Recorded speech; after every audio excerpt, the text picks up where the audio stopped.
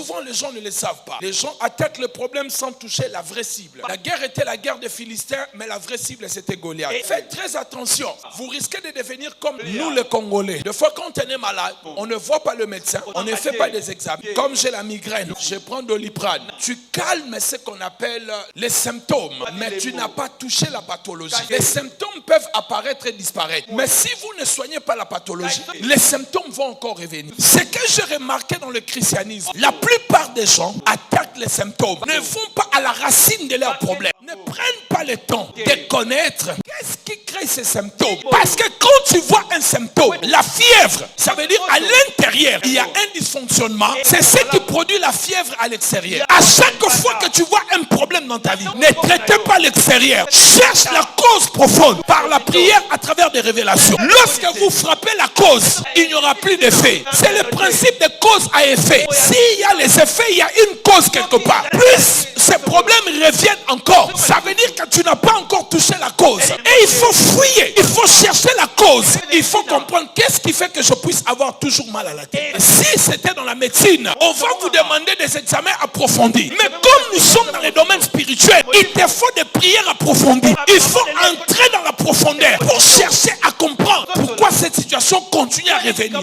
Je vous assure, frères et sœurs, Dieu parle et il révèle des choses. Quand tu es sérieux dans la prière, tu commences à chercher Dieu pour une cause.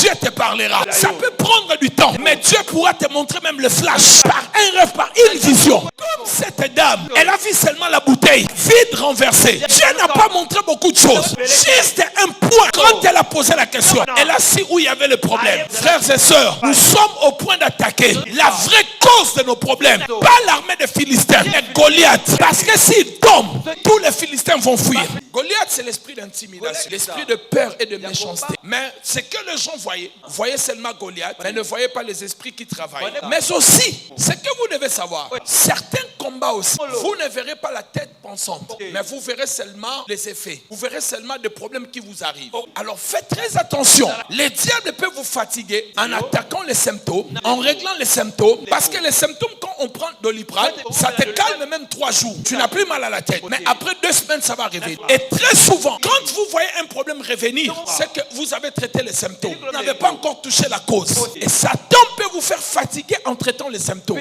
2 semaines, ça te laisse. 2 semaines, tu as la solution. Après 1 mois, ça revient. Tu attaques les symptômes. Ça te laisse 1 mois. Après 3 mois, ça revient. À chaque fois que tu vois les symptômes revenir, c'est que tu n'as pas encore vaincu la cause. Parce que la lumière vient aussi dans l'enseignement. Tu peux avoir une révélation qui va changer littéralement le restant de ta vie. Ainsi, dans le monde spirituel, démoniaque, les démons sont organisés. Ils sont intelligents. Ils sont manipulateurs. Si vous ne comprenez pas le combat spirituel, vous pouvez être fatigué avec vos problèmes. Vous savez, par exemple, quand on fait la délivrance, vous entendez les démons dire « Naké, je suis parti ». Comment quelqu'un qui part, il vous dit qu'il est parti? Vous voyez? Donc, vous aussi, vous pouvez croire que la personne est délivrée, mais elle n'est pas délivrée. Très souvent, quand j'étais encore jeune, lors des délivrances, on était manipulé par les démons. Naké, Nazalanzete. Vous laissez la personne, vous attaquez l'arbre.